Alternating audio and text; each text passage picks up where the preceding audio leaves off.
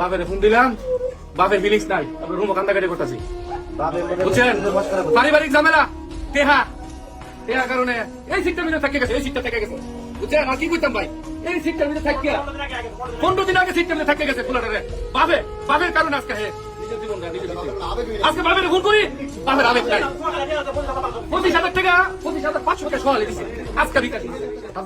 রুমমেটের মৃত্যুতে রুমমেটের কান্না, অথচ বাবার কাছে খবর যাওয়ার পরে বাবার এত রিয়েকশন নাই।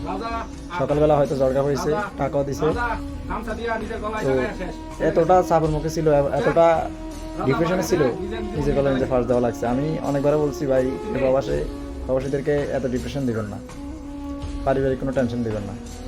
আসলে প্রবাসটা হচ্ছে একটা কপাল, আসাটা একটা কপাল, এসে বৈধ হওয়াটা একটা কপাল, তারপর বৈধ হয়ে কাজ পাওয়াটা একটা কপাল, আবার কাজ পেয়ে টাকা পাওয়াটা আর একটা কপাল। ঠিক আছে, অনেক বাইরে অনেক টাকা মারি যায়।